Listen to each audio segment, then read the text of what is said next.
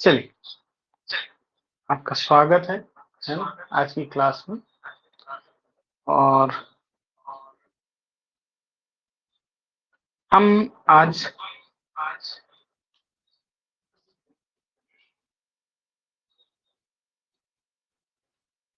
बात करेंगे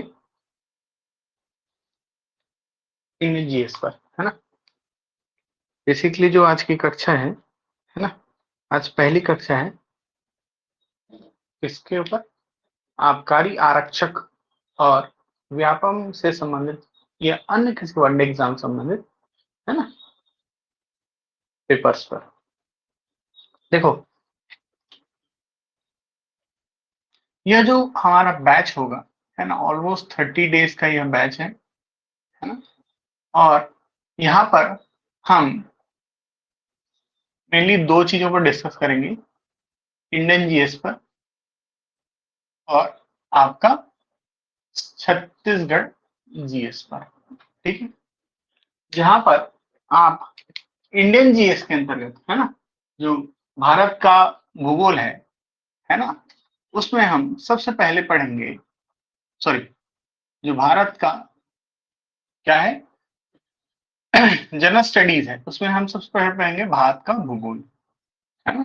भारत का भूगोल देखने के पश्चात हम देखेंगे भारत का इतिहास,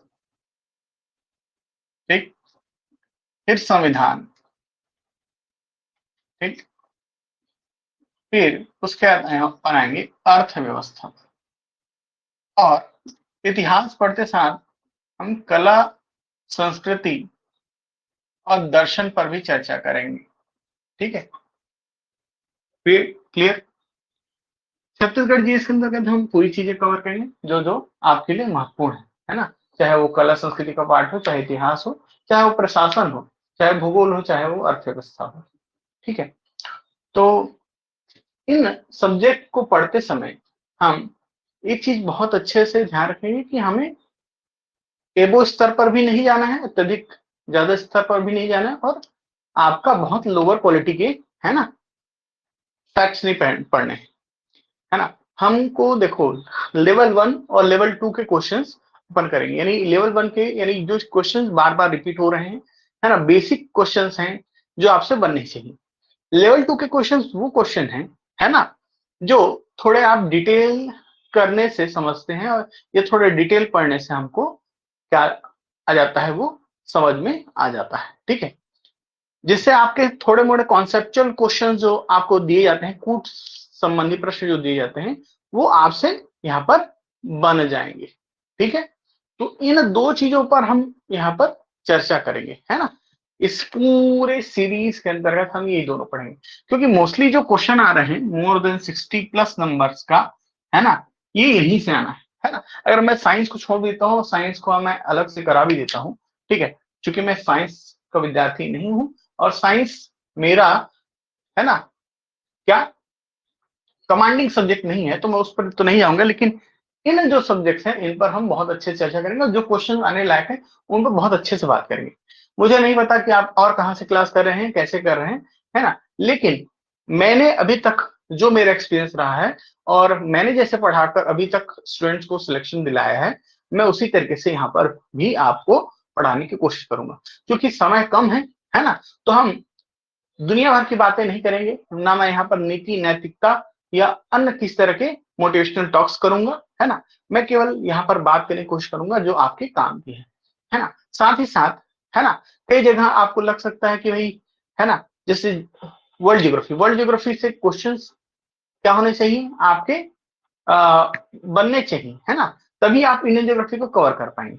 तो उसके लिए ना आपको खुद प्रयास करना पड़ेगा, थोड़ा सा आपको मेहनत करना पड़ेगा, थोड़ा हम करेंगे, है ना। और साथ ही साथ साथ मेहनत करते हुए अपन यहाँ आगे बढ़ेंगे। ठीक है, क्लियर है। चलिए, तो स्टार्ट करते हैं अपन भारत के भूगोल से। ठीक है, तो भारत के भूगोल में जो सबसे पहला जो चैप्टर है ना, भारत के भूगोल में जो सबसे पहला जो चैप्टर है, वो भारत,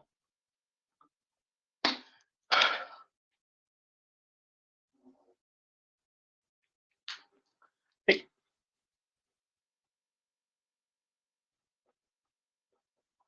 भारत का भूगोल इसमें सबसे पहला जो चैप्टर है भारत का स्थिति एवं विस्तार का है।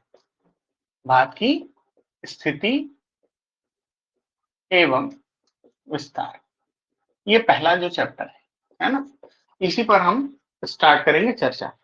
ठीक है, चलिए।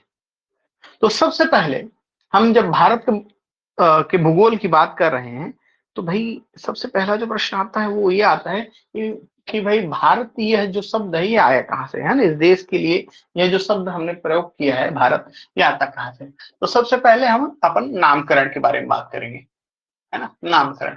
यहाँ पर तीन नाम हम यहाँ पर देखते हैं भारत का, है ना। भारतीय संविधान का अनुच्छेद 1 कहता है Bharat that is India, India that is Bharat shall be union of state, यानी भारत जो कि इंडिया है, क्या है, राज्यों का क्या है, संघ है। तो यहाँ पर दो नाम हमको देखने को मिले, कौन कौन सा, भारत और इंडिया।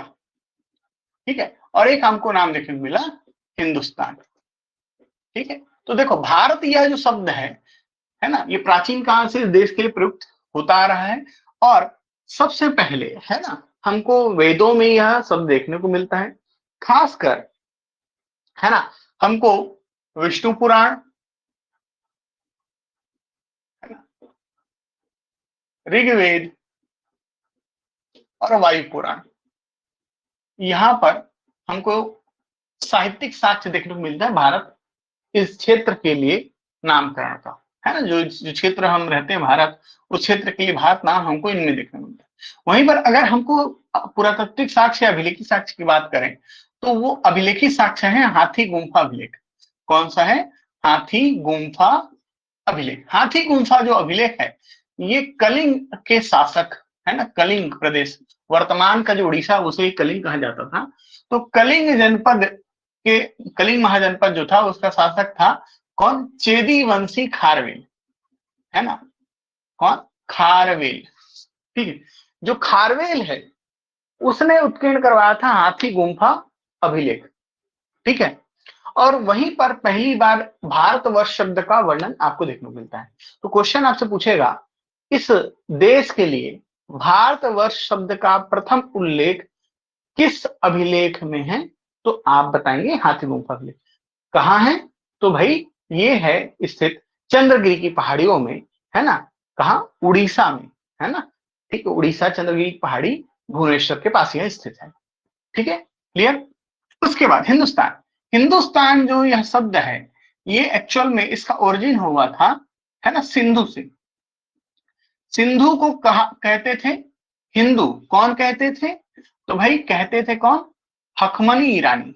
हकमनी ईरानी, हकमनी क्या है, एक शाखा है ईरानी या पर्शियाइयों की, है ना। ईरान एक देश हुआ करता था जहां पर पहले पर्शियाई लोग रहते थे, है ना। ठीक है, बाद में वहां पर इस्लाम आया और वहां से पर्शियन लोगों को खत्म कर दिया गया। तो हकमनी ईरानी जो है, सिंधु को हिंदू कहते थे क्योंकि पारसी भाषा में स को ह प्रोनाउंसिएट किया जाता है। और यहीं से आगे चलकर, है ना, अरबों ने, अरब, है ना, अरब और मुगलों ने इस देश के लिए कौन शब्द का प्रयोग किया, हिंदुस्तान शब्द का प्रयोग किया। हिंदुओं का स्थान, है ना, इस क्षेत्र के रहने वालों लोगों के लिए हिंदू, और इस देश के लिए हिंदुस्तान शब्द का प्रयोग किया। इंडिया, इंडिया जो शब्द है इसकी उत्पत्ति, है ना, यूनानी के इंडोस से हुई है ना, इंडोस, है ना। ठीक है, तो जो यूनानी का इंडोस है, ये जो है ना, सिंधु नदी को इंडोस कहते थे। यूनानी क्या कहते थे, सिंधु नदी को इंडोस कहते थे, यानी इस क्षेत्र जो सबसे अंदर क्षेत्र है इसको क्या कहा जाता था, इंडोस। इंडोस से यह बनता है इंडस, है ना। और ये किसके लिए शब्द है, ये दोनों सिंधु नदी के लिए शब्द है। ठीक है, और इसी इंडस से बना क्या, इंडिया। ठीक है, क्लियर है। मेरे ख्याल से यहां तक आपको समझ में आया होगा। क्लियर, यहां तक आपको क्या आया, समझ में आया। ठीक, इसके बाद यहां तक क्लियर हुआ, है ना, नामकरण क्या रहा। इसके अलावा इस क्षेत्र के लिए जम्बू द्वीप शब्द का प्रयोग किया। और जम्बू द्वीप जो शब्द है, ये जैन धर्म ग्रंथों में इस क्षेत्र के लिए प्रयोग किया गया। कौन सा? जम्बूद्वीप। ठीक है, जैन व बौद्ध धर्म ग्रंथों में। ठीक है, क्लियर है, हो गया जी। अब देखो, नामकरण के पश्चात दूसरा पॉइंट है कि भारत की जो स्थिति है वो कहाँ है। तो इसके लिए सबसे पहले आपको एक ग्लोब बनाना पड़ेगा। ठीक है, ये क्या है? हमारी पृथ्वी है, और पृथ्वी में ना हमने कुछ आभासी रेखा खींच के रखी है जिनको हम अक्षांश और देशांतर कहते हैं, है ना। अक्षांश रेखाएं तिरछी होती हैं, है ना। इसे हम 0 डिग्री विषुवत रेखा कहते हैं। क्या कहते हैं? विषुवत रेखा। क्या कहते हैं? विषुवत रेखा, इक्वेटर कहते हैं। उसके बाद हमने 23.5 डिग्री उत्तरी गोलार्ध। अब देखो, इस 0 डिग्री विषुवत रेखा के ऊपर और नीचे की ओर हमने रेखाएं खींच के रखी हैं, आभासी रेखाएं। कहां पर? 23.5 डिग्री में, है ना। ठीक है, क्यों खींच के रखी इस पर मैं नहीं जाऊंगा अभी, वो वर्ल्ड ज्योग्राफी का विषय है ना।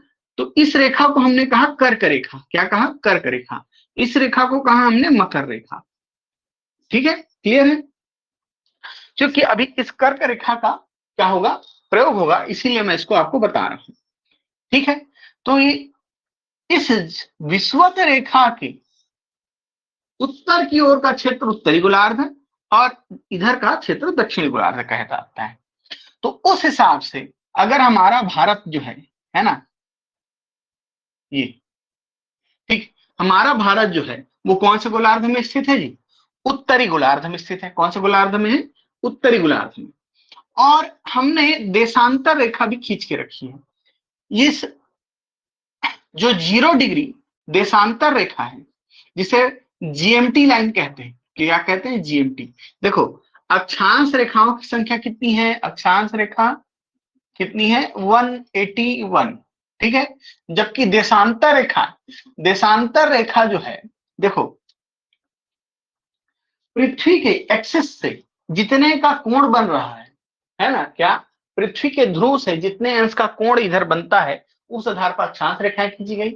और पृथ्वी के घूर्णन के आधार पर, है ना, पृथ्वी 24 घंटे में 360 डिग्री घूम जाती है, एक बार चक्कर लगा लेती है। हमको पता है दिन रात हो जाता है कितने घंटे में? 24 घंटे में।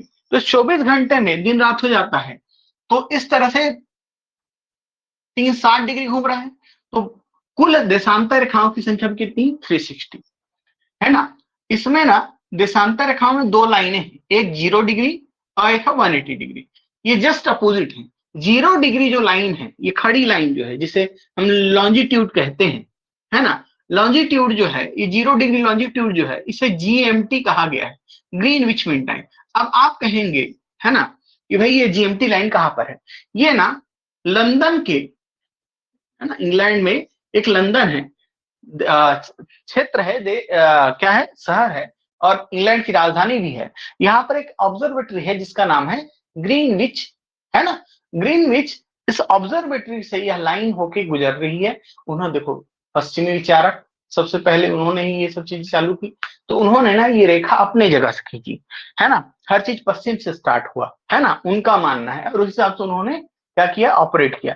तो जीएमटी लाइन को उन्होंने लंदन से होकर गुजारा, और उन्होंने कहा कि यह क्या है? पृथ्वी का मध्य है। और भाई यहां से उत्तर, अगर पूर्व की ओर जाओगे, किधर की ओर जाओगे? पूर्व की ओर जाओगे, है ना, तो समय बढ़ता जाएगा, और इधर जाओगे तो घटता जाएगा। ठीक है, क्लियर है, समझ में आ रहा है। यानी विश्व के सभी टाइम जोन जो है इसी जीएमटी रेखा से तय होते हैं। किस रेखा से? ग्रीनविच मीन टाइम या प्रधान याम्योत्तर रेखा से तय होते हैं। ठीक है, और इसके जस्ट अपोजिट में एक लाइन है जिसको बोलते हैं IDL line. IDL, international date line बोलते हैं हम, है ना। ठीक है, इंटरनेशनल, अंतरराष्ट्रीय तिथि रेखा कहा जाता है। ये कितने पर स्थित है? 180 डिग्री पर। ये क्या करता है? अगर इस लाइन को आप क्रॉस करते हैं तो क्या होता है? दिन आगे और पीछे होता है ना। क्या करता है? आगे और पीछे होता है।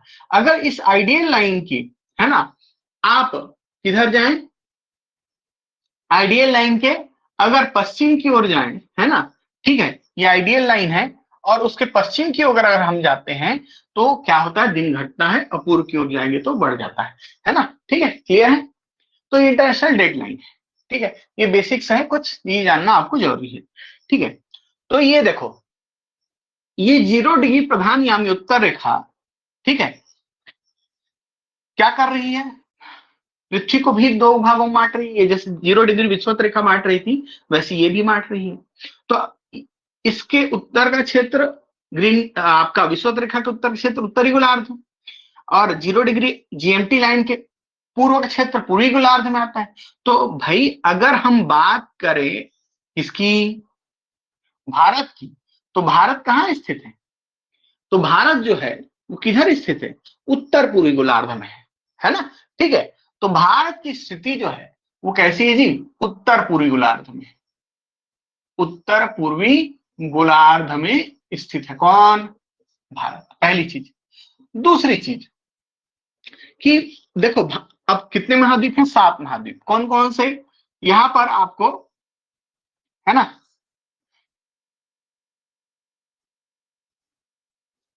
ठीक है, ये है कर आपका उत्तरी अमेरिका, दक्षिणी अमेरिका, है ना, ये आपको, है ना,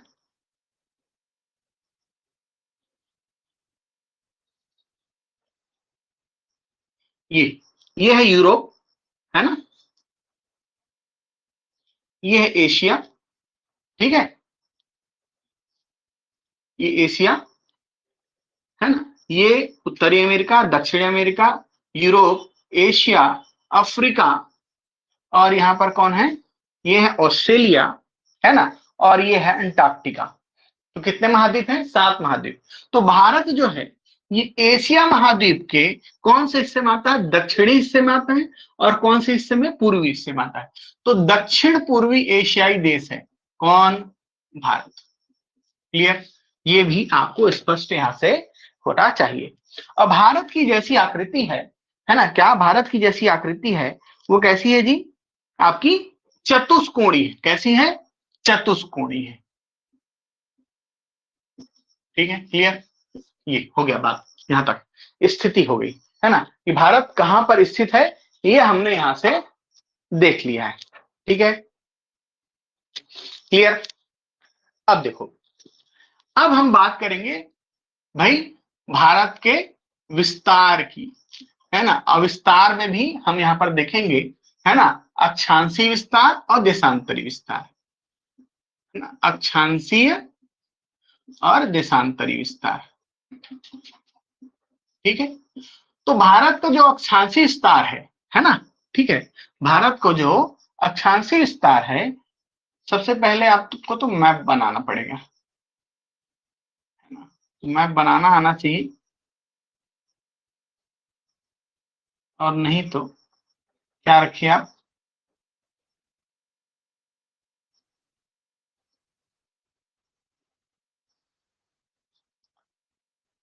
एक एटलस रखिए।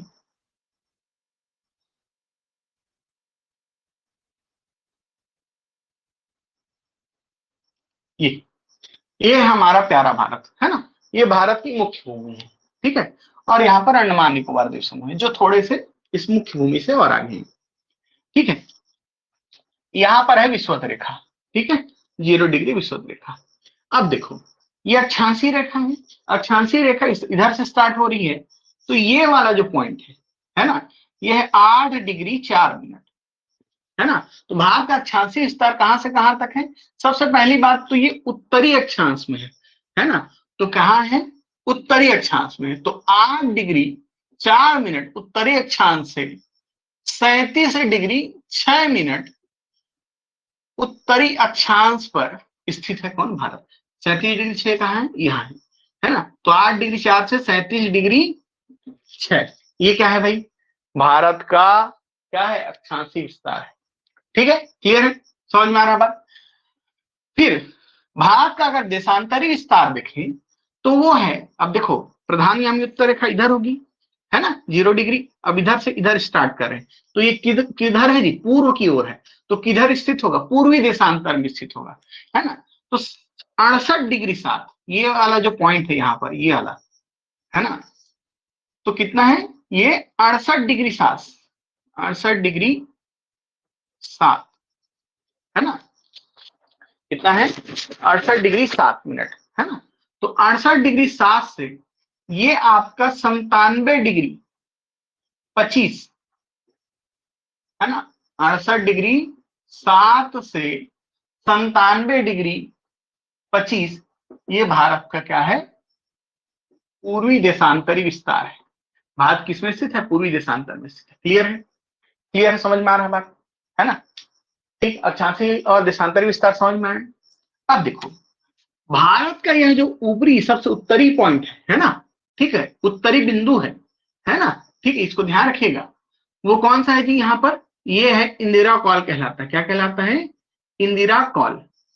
इंदिरा कॉल जो है, ये इंदिरा इसको कहते हैं, माता लक्ष्मी का नाम है ना, इंदिरा है ना, है ना, ठीक है। लक्ष्मी माता जो है उनका एक और पर्यायवाची नाम है इंदिरा। उन्हीं के नाम पर इस पॉइंट को कहा गया है, इंदिरा कॉल कहा गया है, ठीक है। और यह जो पॉइंट है यहाँ पर, यह है कुमारी अंतरिक्ष, कुमारी अंतरिक्ष पंबन द्वीप है ना, वहीं पर है ना। तो भारत का जो सबसे दक्षिणी बिंदु है वह है क्या, कुमारी अंतरिक्ष। सबसे उत्तरी बिंदु तुमसे पूछता है तो वह है इंदिरा कॉल, ठीक है, समझ में आ रहा बात। और सबसे पूर्वी बिंदु आपसे अगर पूछा तो वह है कौन सा, आपका किबिथु। किबिथु एक गांव है, ठीक है, जो आइजोल जिला अरुणाचल प्रदेश में स्थित है, अरुणाचल में है, ठीक है, किबिथु। भारत का सबसे पूर्वी बिंदु किबिथु है। भारत का पश्चिमी बिंदु कौन सा है, आपका यहाँ पर गुहार मोती है। कौन सा, गुहार मोती। कहाँ है जी ये, कच्छ का रण क्षेत्र में, है ना, कहाँ, गुजरात में। समझ में आ रहा बात, समझ में आया। सबसे पूर्वी बिंदु और सबसे पश्चिमी बिंदु, यहां तक स्पष्ट हुआ। अब देखो भारत की जो लंबाई है ना, तो उत्तर से दक्षिण कुल कितनी है, 3214 किलोमीटर, है ना। क्या भारत का पूछेगा, उत्तर से दक्षिण विस्तार कितना है, 3214 किलोमीटर, कुल कितना है 3214। और भारत का पूर्व से पश्चिम विस्तार कितना है, आपका 2933 किलोमीटर, 2933 किलोमीटर, 2933। क्लियर, समझ में आ रहा है बात। तो इस पॉइंट से इस पॉइंट की दूरी 2933, इस पॉइंट से इस पॉइंट की दूरी 3214। क्लियर है, यहां तक समझ में आया होगा आपको। सबसे पूर्वी बिंदु, सबसे पश्चिमी बिंदु, उत्तरी बिंदु और दक्षिणी बिंदु।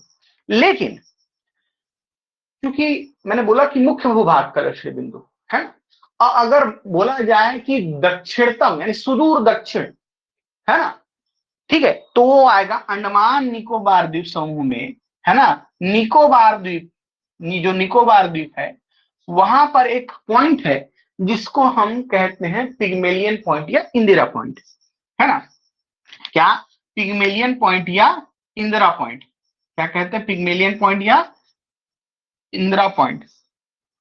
ये भारत का सबसे दक्षिणी बिंदु है, और यह जो बेटा ये स्थित है कितना, 6 डिग्री 4 पर यह स्थित है ना। तो 6 डिग्री 4 से लेकर 37 डिग्री 6 भी आप कह सकते हैं भारत का क्या है जी, अक्षांशीय विस्तार है।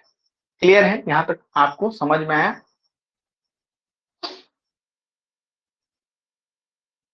ठीक है, तो अगर आपसे पूछे भारत किधर स्थित है, तो ग्रीनविच से रेखा के पूर्व की ओर स्थित है, जीरो विषुवत रेखा के उत्तर की ओर स्थित है। क्लियर है, यहां तक समझ में आया होगा, यहां तक क्लियर है। ठीक,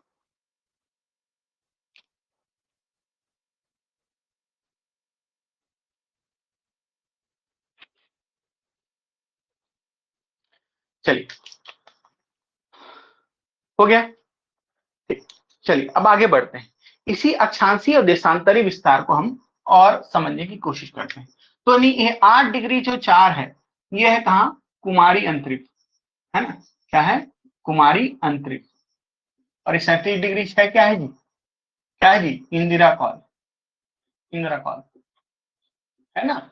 बाल्तोर मुस्ताक श्रेणी यहाँ पर स्थित है ना, लद्दाख में, वहीं पर इंदिरा कॉल स्थित है ना, ठीक है। और ये 68 डिग्री 7 कहाँ है जी, गुहार मोती है,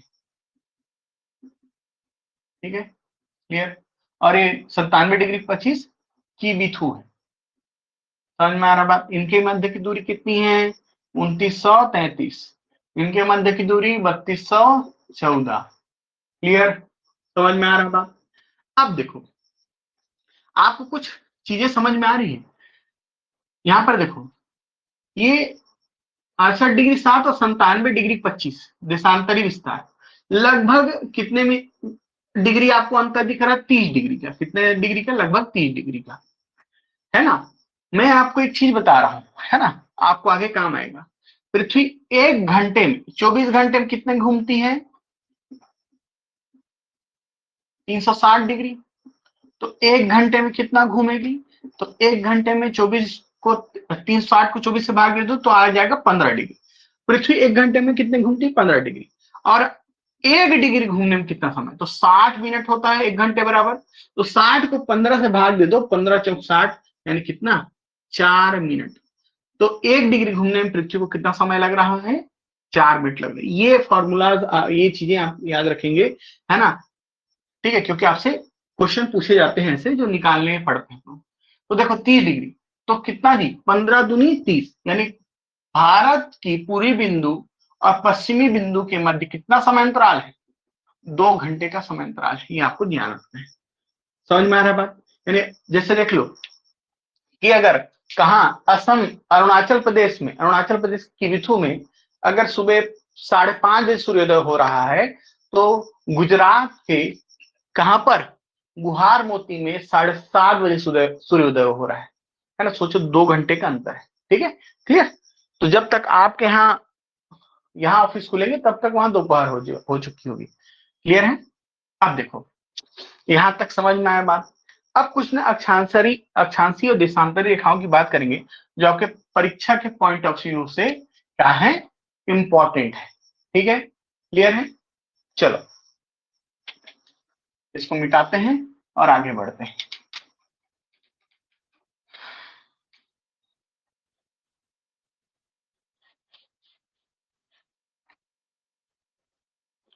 ठीक, अब देखो, मैंने बताया था कि भैया एक कर्क रेखा है जो यहां से होकर गुजरती है ना। ठीक है, थोड़ा सा मैप गलत बना है, ये और नीचे जाएगा भारत, है ना। ठीक, तो भारत से होकर ना कर्क रेखा होकर गुजरती है भारत से, है ना।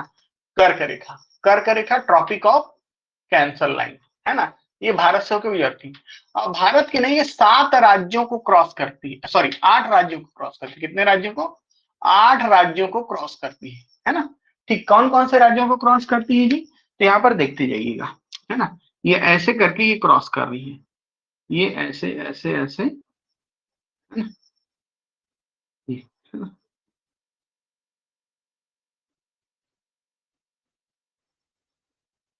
ये, ठीक है, ये। तो देखो, सबसे पहले ये टच करती है गुजरात को, फिर उसके बाद राजस्थान को, राजस्थान के बाद मध्य प्रदेश को, मध्य प्रदेश के बाद छत्तीसगढ़ को, फिर उड़ीसा को, फिर वेस्ट बंगाल को, फिर त्रिपुरा को, फिर मिजोरम को। इस तरह से ये 8 राज्यों को क्रॉस करती। कौन? Tropic of cancer line. कौन कौन सा जी? यहाँ पर देखो, सबसे पहले मैंने बोला गुजरात, देन राजस्थान, फिर मध्य प्रदेश, फिर छत्तीसगढ़, फिर ये आगे बढ़ती है और किसको क्रॉस करती है? झारखंड, है ना, फिर वेस्ट बंगाल, फिर त्रिपुरा, फिर 8वां है मिजोरम। ठीक है, ये कुल 8 राज्यों को क्रॉस करती है। और सबसे नजदीकी राजधानी जो है जिस पर वह क्या बोलते हैं, जिससे ट्रॉपिक ऑफ कैंसर लाइन होकर गुजरती है, वो है झारखंड की राजधानी रांची। रांची जो है कर्क रेखा पर स्थित है, ये याद रखना। ठीक है, क्लियर है? फिर क्वेश्चन यहीं से ट्रॉपिक ऑफ कैंसर से आता है कि कौन सी नदी जो है वो ट्रॉपिक ऑफ कैंसर लाइन को क्या करती है? क्रॉस करती है ना। ठीक है, तो इसके लिए मैंने एक कोड बनाया था, सुन बेटा परबती मैं ही कालिदास है। तो यहां पर मैं आपको कुछ नदियों के नाम बता देता हूं। सोन, बेतवा, परबती, माही, काली सिंधु,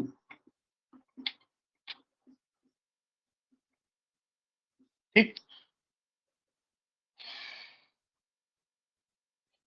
दामोदर और हुगली, ये कुछ प्रमुख नदियां हैं जो क्या करती हैं, इसको क्रॉस करती हैं, ट्रॉपिक ऑफ कैंसर यानी कर्क रेखा को क्या करती हैं, काटती हैं, है ना, ठीक है, उससे होके बहती हैं।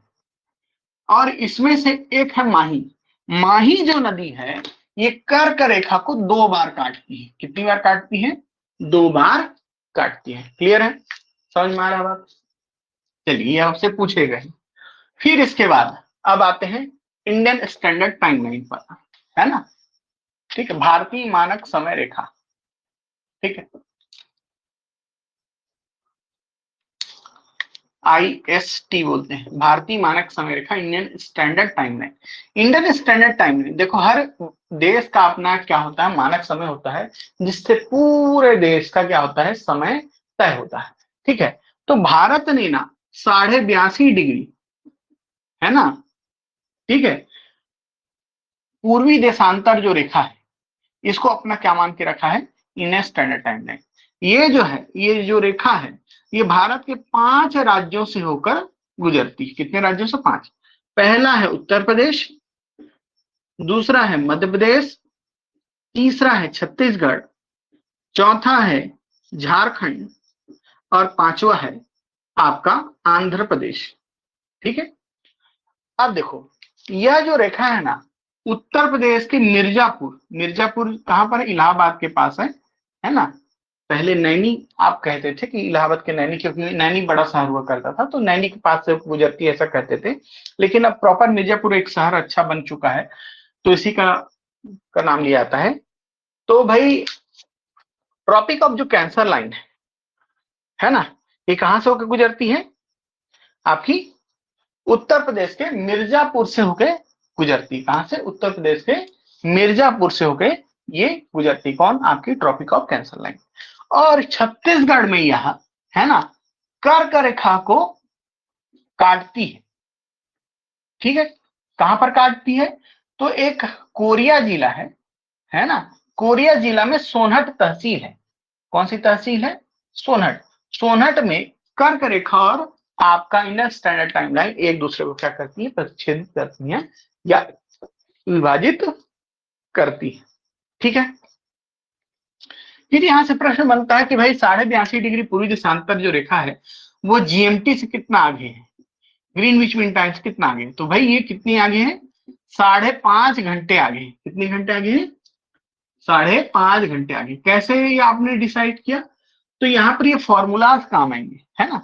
82.5 है ना जी, देखो 15 का पहाड़ा पढ़ते जाओ, है ना, एक एक घंटे में 15 डिग्री, तो 15 पचे 75, 15 छक्के 90, ज्यादा हो जा रहा है 82 से, तो 15 पचे 75 हुआ, है ना, ठीक है। यानी कितने घंटे हो गए? 5 घंटे। 75 में 82 घटा दी, कितना बचा? 7 डिग्री और आधा घंटा, आधा क्या डिग्री ये बचे। तो 60 डिग्री घूमने में कितना समय लगेगा?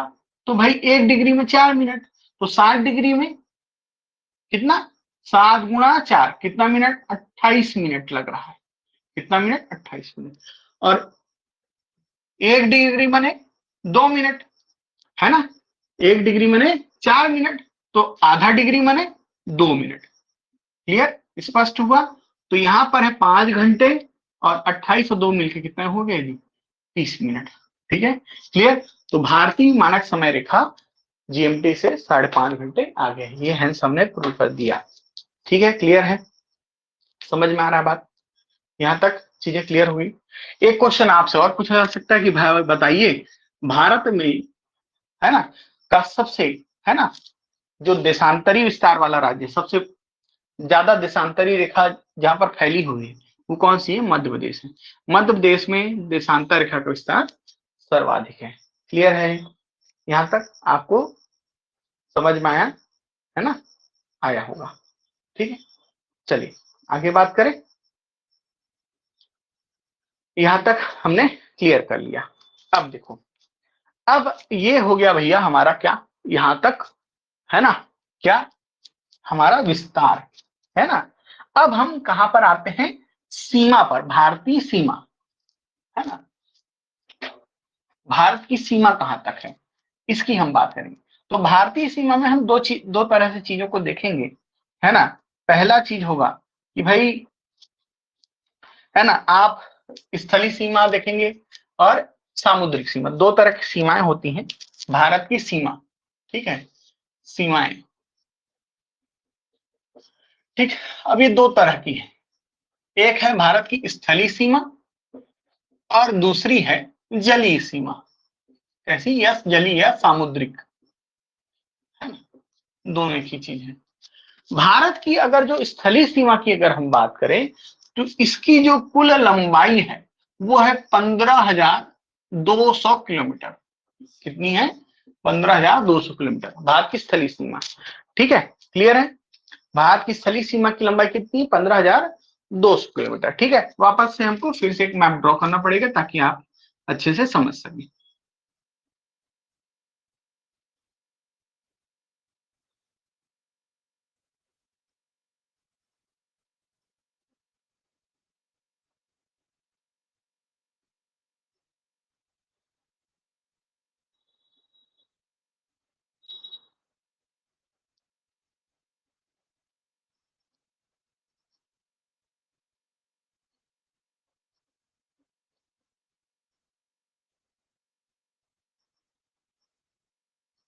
ठीक, ये देखो, ये है हमारा भारत, ठीक है। तो भारत की जो स्थलीय सीमा है, यानी कहां से कहां तक, यहां से लेकर, है ना, आपका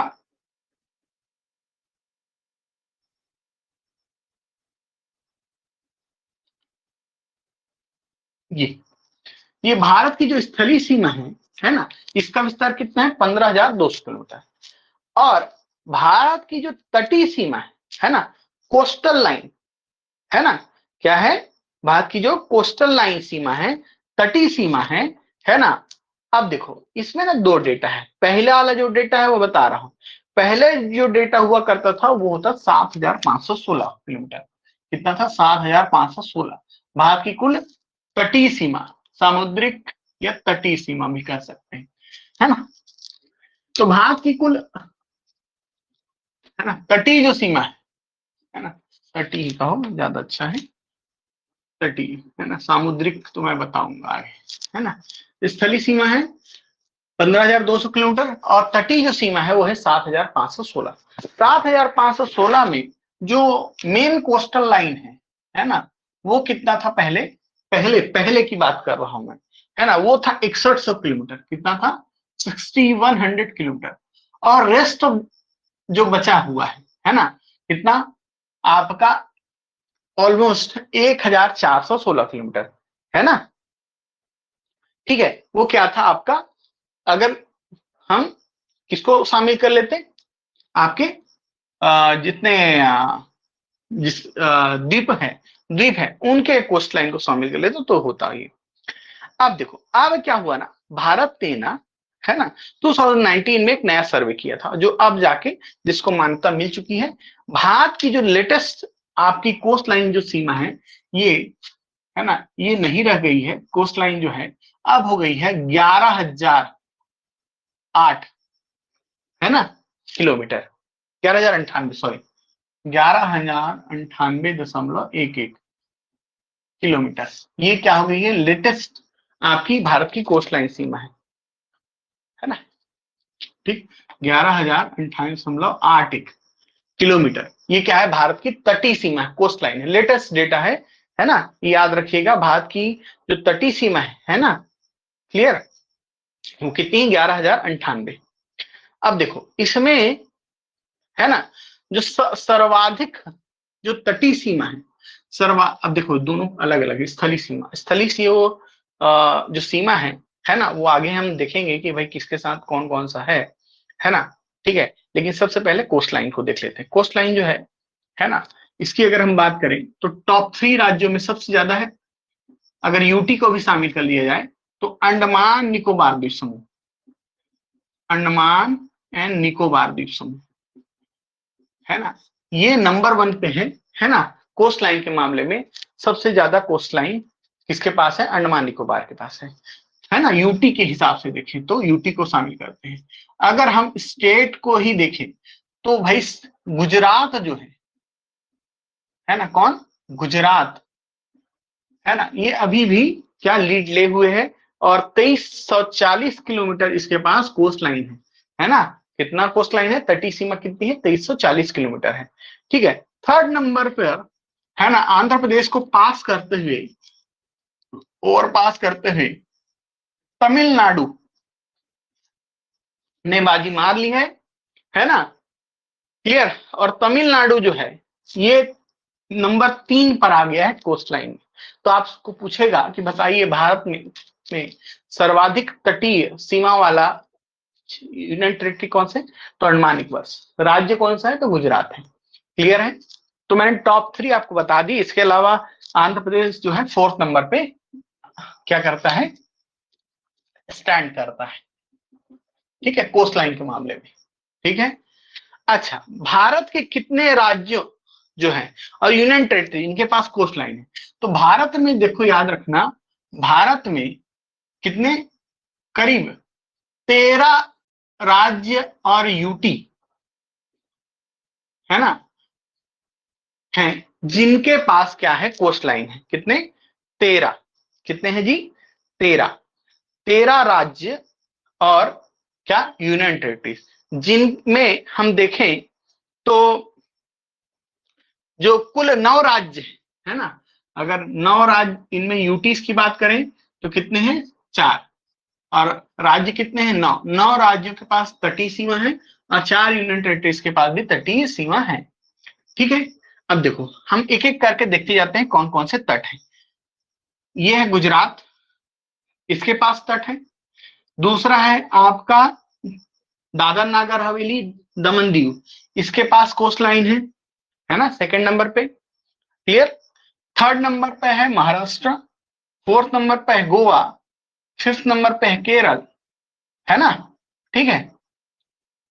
सॉरी, 5th नंबर पे है कर्नाटका, और 6th नंबर पे है केरला, 7th नंबर पे है तमिलनाडु, 8th नंबर पे है आंध्र प्रदेश, है ना, 9th पे है पुदुचेरी, है ना। ठीक है। 10th पे है उड़ीसा, 11th पे है वेस्ट बंगाल। ठीक है। क्लियर। 12th पे है कौन सा? ये मलक्का जो द्वीप है यहाँ पर, है ना। ठीक है, सॉरी, मलक्का बोलता हूँ, लक्षद्वीप और मिनी का जो है ये 12वें नंबर पे है, और 13वें नंबर पे है अंडमान निकोबार द्वीप समूह। ठीक है। क्लियर है, समझ में आ रहा बात? तो पूर्वी तट वाले राज्य कौन से हैं? पश्चिमी तट वाले राज्य कौन कौन से? ये पूर्वी तट है, ये पश्चिमी तट है। क्लियर है, ये आपको ध्यान रखना है। ठीक है, समझ में आ रहा बात? ठीक। ये तट रेखा का लेटेस्ट डेटा है।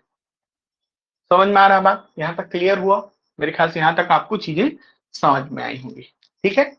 अब देखो, यहां पर ध्यान रखना, है ना। ठीक है।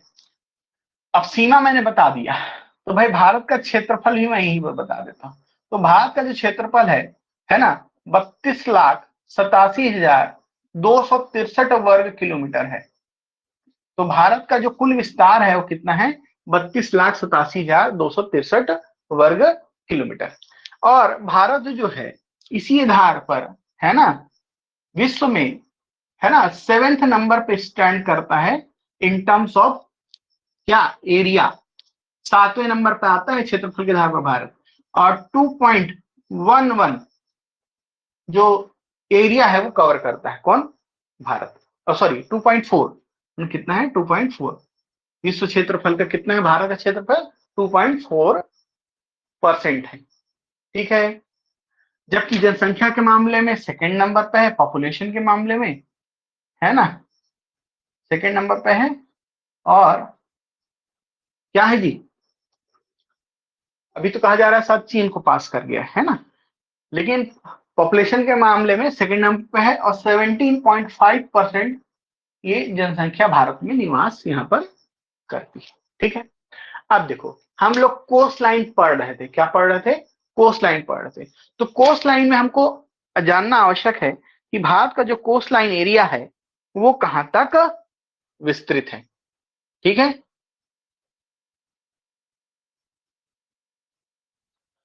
ठीक, तो चलो इसको मिटाते हैं और जल्दी से हम देखते हैं कि भारत का जो कोस्ट लाइन है ना, वो कहां तक विस्तृत है। ठीक है, आपको जानना जरूरी है कि भारत की कोस्ट लाइन के बाद कितनी दूरी तक अपना क्षेत्राधिकार रखता है ना। भारत ये इसको इसलिए री है ना वो किया गया है, री इवेल्युएट किया गया है ये कोस्ट लाइन को, ताकि भाई हम अपना क्षेत्राधिकार बढ़ा सके, है ना। ठीक है, तो देखो अब हम बात करेंगे कोस्ट लाइन के ऊपर। ठीक है, चलो समुद्री सीमा है ना, भारत की समुद्री सीमा। ठीक है, ये तो देखो सामुद्रिक सीमा, भारत की जो सामुद्रिक सीमा है, यहां पर देखो इसको ना हम कुछ ऐसे बांट लेते हैं।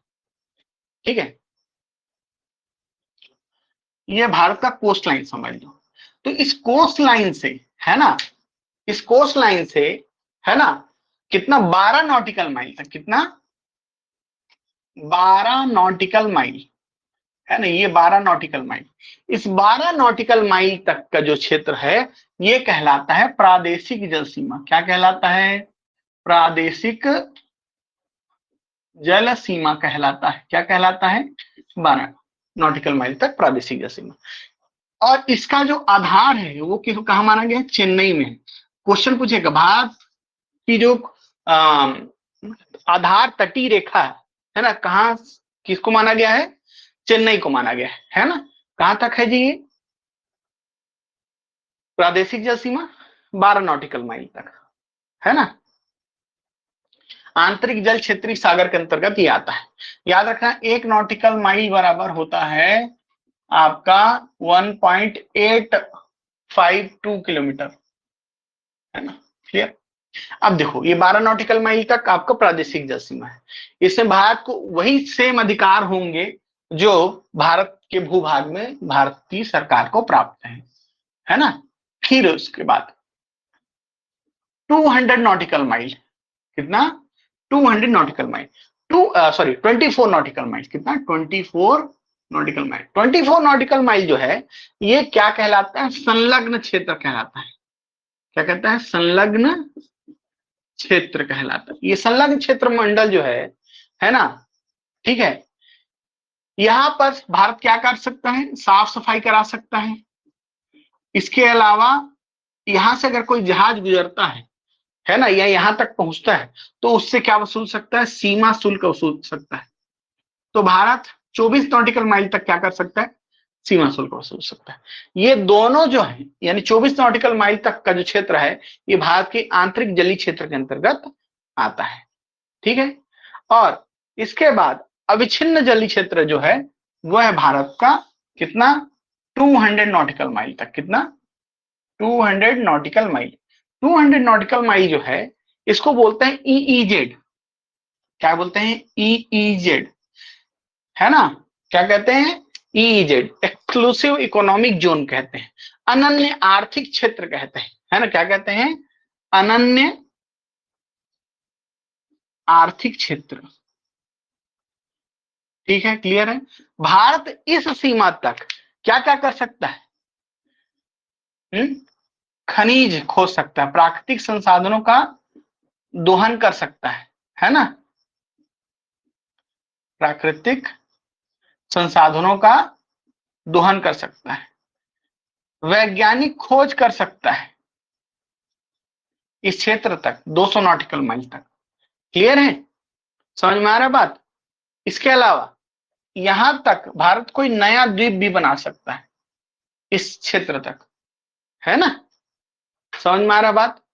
तो करीब 2.02 आपका मिलियन वर्ग किलोमीटर में यह क्षेत्र भारत का है ना फैला हुआ है, ईजेड, है ना। क्लियर? ये समझ में आना चाहिए आपको, है ना। और इसी को आगे बढ़ाने के लिए हमको इसको रिवैम्प किया गया है ना, टोटल कोस्ट लाइन को। समझ में आ रहा बात? अब देखिए, है ना, फिर आपसे क्वेश्चन पूछा जाएगा, है ना। अब हम नेक्स्ट आगे बढ़ेंगे। ये तो हो गया भाई क्या? समुद्री सीमा, है ना। अब समुद्री सीमा की अगर हम बात करें तो भारत की समुद्री सीमा जो है वो किन किन राज्यों से लगी हुई है, सबसे पहले यही देख लेते हैं। ठीक है, समझ में आ रहा बात? तो भारत की जो समुद्री सीमा है वो कहां कहां से लगी है, देखते जाते हैं। सामुद्रिक सीमा, तो देखो सामुद्रिक सीमा सबसे पहले तो है कच्छ का रण में, किसके साथ? पाकिस्तान के साथ। ठीक है। दूसरा जो हम बॉर्डर शेयर करते हैं, है ना, ठीक है, कच्छ का रण में है एक लाइन, ठीक है, जिसको आप क्या कहते हैं, सर क्रीक। ये सर क्रीक जो है, यहीं पर हम वाटर बॉडी, है ना, जो लाइन है वो शेयर करते हैं पाकिस्तान के साथ।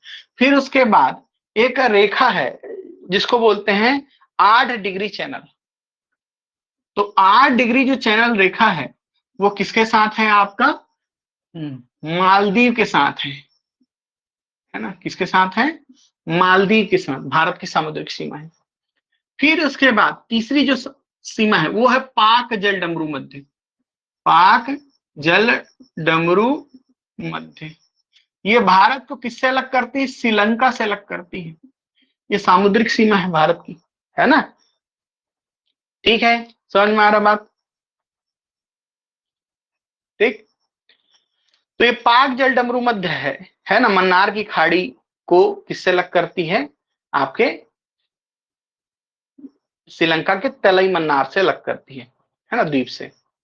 ठीक है, पाक जल डमरू मध्य। फिर जो भारत की नेक्स्ट जो सामुद्रिक सीमा है वो है आपकी कितना, आपका रोंडो, है ना,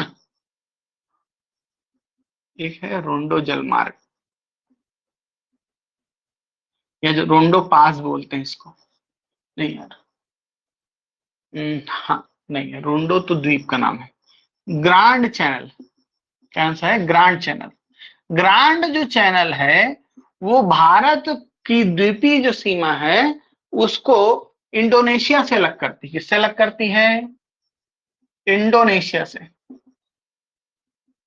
ठीक है, क्लियर है, समझ में आ रहा बात? ठीक। और भारत का कोको स्ट्रेट जो है पांचवा, है ना, कौन सा? Cocoa straight. कोको स्ट्रेट जो है वो अलग करता है भारत को, किससे? म्यांमार से।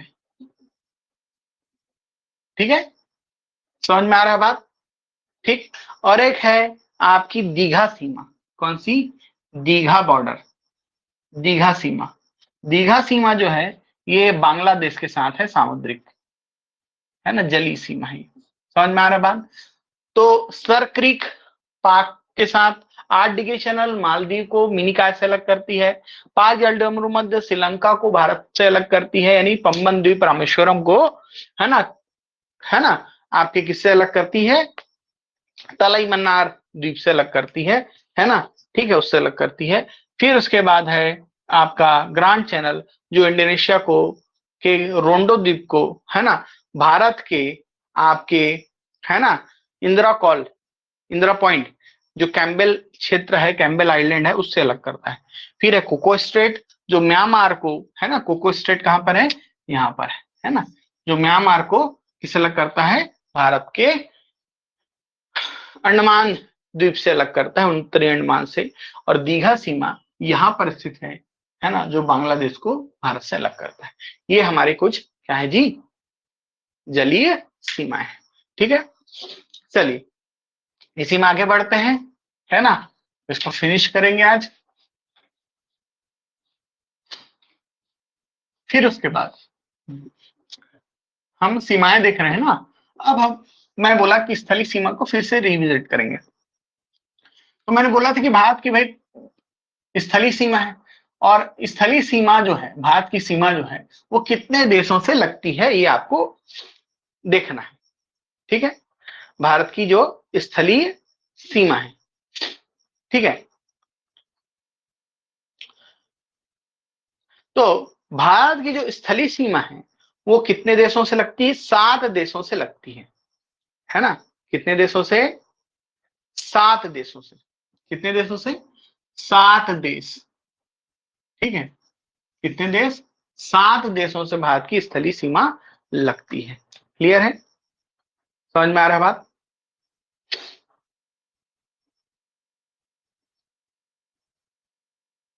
है ना। ठीक,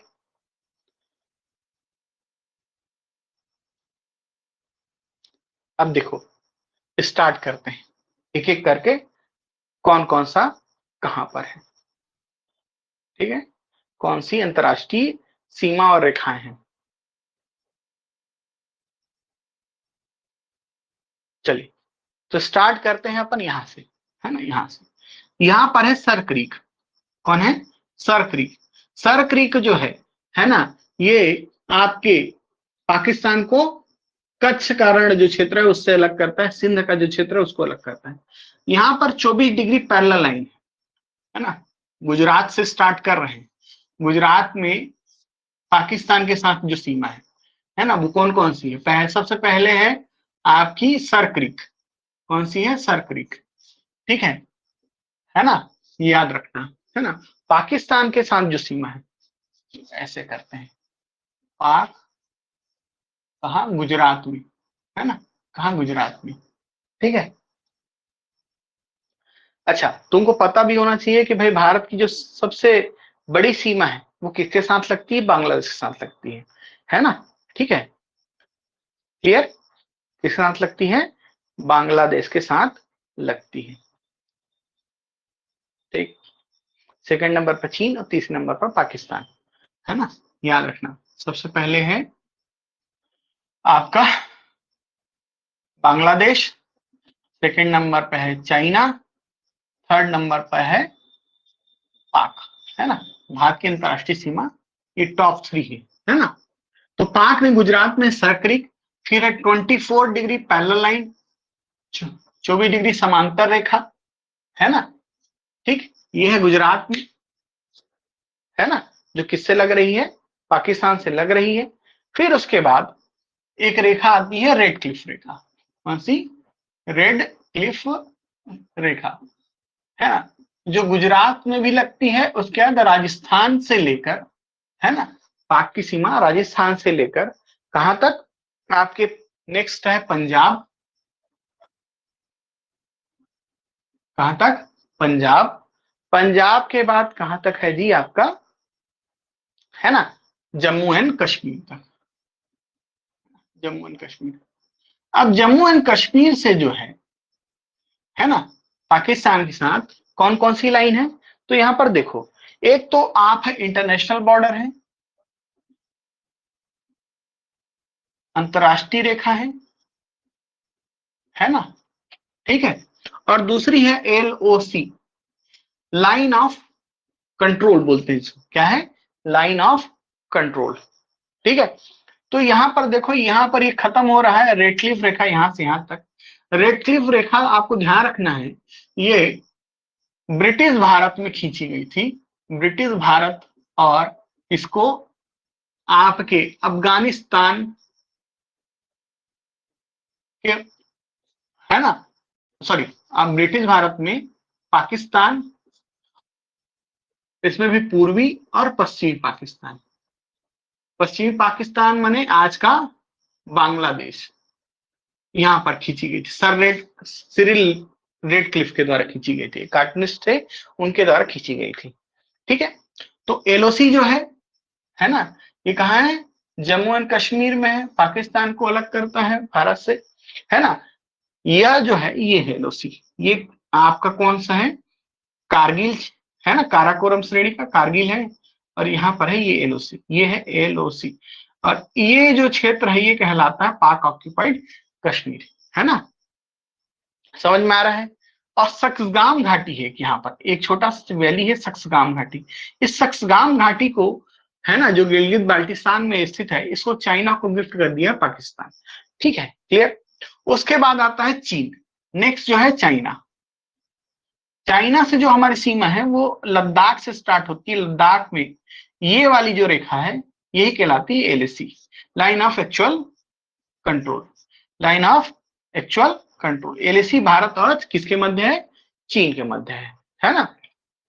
समझ में आ रहा बात। फिर और भी मैं बता सकता हूं, मैं चाहे मैकॉर्टनी अर्दाघ लाइन है, मैकॉर्टनी मैकडोनाल्ड लाइन है, या अर्दाघ जॉनसन लाइन है, ये अलग अलग रेखा भी किससे? भारत और चीन के मध्य है। ठीक, नेपाल और भारत के बीच है ना एक संधि हुई थी जिसको बोलते हैं सिगौली की संधि। ब्रिटिश भारत और नेपाल की राजशाही के बीच एक संधि होती है सिगौली की संधि। इस सिगौली की संधि के तहत है ना एक ओपन बॉर्डर है जिसको पोरस बॉर्डर भी कहते हैं, है ना। ठीक है, 1816 में यह संधि हुई थी, है ना, भारत और नेपाल के मध्य। अभी यहीं पर एक है ना क्षेत्र है ना, उसको लेकर यहाँ पर विवाद है। उत्तराखंड में एक क्षेत्र है जिसको कहते हैं काला पानी। क्या कहते हैं? काला पानी। इस काला पानी जो क्षेत्र है इसको लेकर यहाँ पर विवाद है भारत और नेपाल के बीच। नेपाल उसको अपने मैप पे दर्शा रहा है। ठीक है, क्लियर, याद रखना है। ठीक, फिर ये देखो ये सिक्किम है ना, सिक्किम के बगल में भूटान, है ना। समझ में आ रहा बात? तो चाइना के बाद हमने देख लिया नेपाल, और नेपाल के बाद हम देखेंगे का भूटान, है ना। ठीक है, तो भूटान में है ना सिंचुला व पिनाका समझौता हुआ था और 2006 में अंतिम रूप से एक समझौता हुआ जिसके बाद भारत और भूटान के मध्य कोई बॉर्डर डिस्प्यूट नहीं है।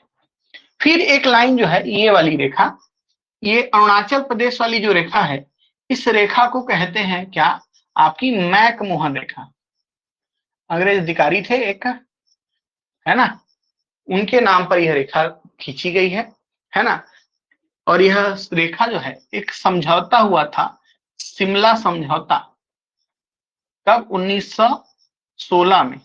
कब? 1916 में, है ना, सॉरी 1914 में। इसमें म्यांमार की, है ना, इसके अलावा कौन? ब्रिटिश इंडिया, है ना, और तिब्बत की रीजियन, इनके मध्य समझौता हुआ था जिसके तहत ये रेखा खींची गई थी। मैकमोहन रेखा भारत और चाइना के मध्य है ना, ये ध्यान रखना। समझ में आ रहा बात? अब देखो यहां तक समझ में आया। ये है 0 डिग्री लाइन। 0 डिग्री लाइन जो है, अब बांग्लादेश आ जाते हैं, है ना। म्यांमार तो हो गया भाई, म्यांमार, और यहाँ पर चीन या तिब्बत बोल सकते हैं, इन दोनों के साथ हमारी मैकमोहन रेखा है ना। ठीक है, और बांग्लादेश के साथ हमारी त्रिपुरा में 0 डिग्री रेखा है। कौन सी रेखा? 0 डिग्री। इसके अलावा वही रेड क्लिफ रेखा जो 10 की 10 है ना, ये पूरा रेड क्लिफ रेखा, ये वाली ये रेड क्लिफ रेखा है। और यहाँ पर त्रिपुरा में, है ना, कहां पर? त्रिपुरा में 0 डिग्री रेखा स्थित है भारत और बांग्लादेश के मध्य। ठीक है, समझ में आ रहा बात, है ना। यहाँ पर तटीय सीमा की बात करें तो इसको रायल सीमा कहते हैं, है ना। आंध्र प्रदेश उड़ीसा वाला जो बॉर्डर है उसको क्या कहते हैं? रॉयल सीमा कहते हैं। ठीक है, इसको ध्यान रखिएगा। समझ में आ रहा बात? और बांग्लादेश के साथ हमारा जो और डिस्प्यूट था, है ना, बाउंड्री डिस्प्यूट, हमने वो कब खत्म कर लिया? तो भाई बॉर्डर डिस्प्यूट जो है हमने 2015 में, है ना, भारतीय संविधान में 100वां संविधान संशोधन किया, 100th अमेंडमेंट किया। उसके तहत हमने ये भारत और बांग्लादेश के बीच जो डिस्प्यूट था, वो किसके लिए? बॉर्डर डिस्प्यूट था, वो हमने हल किया है ना। ठीक, कब? 2015 में। ठीक है, उस समय शेख हसीना की सरकार हुआ करती थी, है ना। ठीक है, जो आज भारत में शरणार्थी है। अगर हम नेचुरल बाउंड्रीज की बात करें तो उत्तर में हिमालय है ना, और उत्तर में हिमालय और पूर्व में हिमालय का पूर्वी विस्तार जिसको अराकानियोमा की पहाड़ियां कहते हैं, वो म्यांमार और भारत की मध्य सीमा बनाती है। ठीक है, क्लियर है? समझ में आ रहा बात? ठीक, ये अरब सागर है, ये हिंद महासागर है, ये बंगाल की खाड़ी है। क्लियर, ध्यान रखना, छोटी छोटी बेसिक चीजें। ये अरब सागर, ये हिंद महासागर, और ये बंगाल की खाड़ी। ठीक, समझ में आ रहा है जी? चलो, ठीक, अब देखो यहां तक चीजें आपको समझ में आई होंगी। कुछ और महत्वपूर्ण, है ना। अच्छा, एक चीज इसमें आपको और बताना है कि भाई, है ना, टोटल, है ना, ऐसे पूछता नहीं है। बांग्लादेश के साथ जो हमारी सीमा है ओवर 4000 किलोमीटर, 4096 किलोमीटर बांग्लादेश के साथ सीमा हम बनाते हैं। 3488 किलोमीटर हम चीन के साथ सीमा बनाते हैं। और पाकिस्तान के साथ जो हम सीमा बनाते हैं वो है ना 3323 किलोमीटर। कितना? 3323 किलोमीटर। ठीक है, ये टॉप 3 है ना देश हैं जो हम भारत के साथ सीमा क्या करते हैं, साझा करते हैं। ठीक है, इसमें कुछ और फैक्चुअल क्वेश्चन बन सकते हैं जिसको मैं आपको यहाँ पर बता रहा हूं। ठीक है, क्लियर है? यहाँ पर बताते हैं, देखते जाइए। 3 देशों के साथ सीमा, 3 देशों के साथ सीमा कौन सा राज्य बनाता है भारत का, ये पूछेगा तुमको, है ना? तो याद रखना, है ना, कौन कौन सा। सबसे पहले लद्दाख। अच्छा, एक रेखा है डूरंड रेखा जिसको हम बोल रहे हैं, ये यहाँ पर ना, ये डूरंड रेखा है। डूरंड रेखा ब्रिटिश भारत में अफगानिस्तान और भारत के मध्य खींची गई थी, जो वर्तमान में पाकिस्तान, अफगानिस्तान और भारत के बीच है। ठीक है, क्यों खींची गई थी वो बात का विषय है ना। ठीक है, उसके लिए वर्ल्ड ज्योग्राफी देखना है और वर्ल्ड हिस्ट्री। तब लद्दाख, है ना, सिक्किम। ठीक है, लद्दाख जो है ये पाकिस्तान, अफगानिस्तान और चीन के साथ सीमा बनाता है। सिक्किम जो है नेपाल, चीन और भूटान के साथ सीमा बनाता है। और पश्चिम बंगाल जो है, कौन सा? पश्चिम बंगाल जो है वो बांग्लादेश, है ना, नेपाल और भूटान के साथ सीमा बनाता है। और अरुणाचल प्रदेश जो है, अरुणाचल प्रदेश जो है वो किसके साथ सीमा बनाता है जी? वो बनाता है आपका भूटान, चीन और म्यांमार के साथ सीमा। ठीक है, क्लियर? तो 3 देशों के साथ सीमा साझा करने वाले राज्य हैं 4। ठीक है, क्लियर? अच्छा, कौन सा भारत का राज्य है तो 3 ओर से अंतरराष्ट्रीय सीमा से घिरा है? तो वो है त्रिपुरा। त्रिपुरा जो है 3 ओर से बांग्लादेश से घिरा हुआ है। ठीक है, क्लियर है? समझ में आ रहा है बात?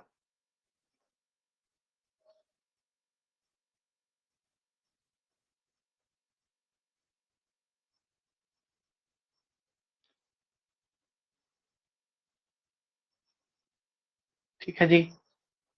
तो भारत जो है 11 देशों के साथ अंतरराष्ट्रीय सीमा साझा करता है, याद रखना, जिसमें 7 देश जो है स्थलीय सीमा वाले हैं, और, है ना, और 4 देश द्वीपीय सीमा है ना। ठीक है, ये ध्यान रखना है आपको।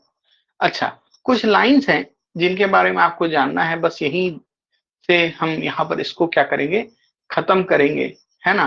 ठीक है, और इसको द्वीप में देखेंगे तो ज्यादा अच्छा होगा। ठीक है, चलिए, भारत के यूनियन टेरिटरीज, है ना, पर हम वहां पर बात करेंगे, है ना, जो पासेस हैं उनके पर बात करेंगे। जैसे दक्षिणी अंडमान को उत्तरी अंडमान से कौन अलग करता है, ये इस तरह के क्वेश्चन जो है वो पूछे जाते हैं। तो ये हमारा टोटल आज का क्लास था, है ना। कैसा लगा हमें जरूर बताइएगा, है ना। हम पूरा प्रयास कर रहे हैं ताकि आप बेहतर से बेहतर कर सकें। ठीक है, टीचमेंट पर यह क्लास जो है लाइव होती है ना। ठीक है, प्रॉपर समय निश्चित नहीं, जैसा मुझे समय मिलता है मैं वैसा ये क्लास कर लेता हूँ। ठीक है, तो जो इस तरह का क्या बोलते हैं, समझौता कर सकते हैं इस शर्त के साथ कि वो किसी भी समय क्लास लाइव में अटेंड कर सके, मॉर्निंग और इवनिंग में वो लाइव क्लास ज्वाइन कर सकते हैं। जिन्हें केवल रिकॉर्डेड क्लास देखनी है वो यूट्यूब पर देख सकते हैं।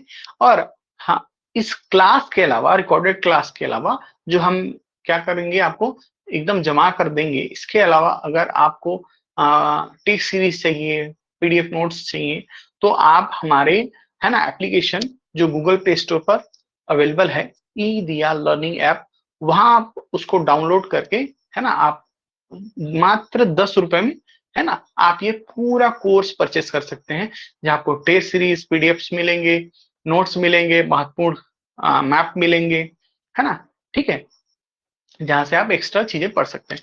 10 रुपए की फीस इसलिए रखी गई है ताकि सीरियस कैंडिडेट्स उससे जुड़े। ठीक है, ऑनलाइन में भी, लाइव क्लास में भी हम कुछ ऐसी प्रक्रिया का पालन करेंगे। ठीक है, तो उम्मीद है आपको ये चीज समझ में आएंगी, है ना। नेक्स्ट वीडियो और नेक्स्ट क्लास में हम आगे, है ना, चीजें करते हुए देखेंगे। बहुत ही महत्वपूर्ण टॉपिक्स को ही केवल हम अध्ययन करने की कोशिश करेंगे। यहाँ के बाद, है ना, हम भारत के यूनियन टेरिटरीज, है ना, स्टेट और द्वीपों के बारे में देखेंगे। उसके बाद हम उनकी स्थापना का जो काल है, यानी कब स्थापित हुए वो देखेंगे एकदम, आज जो पूछा गया वही।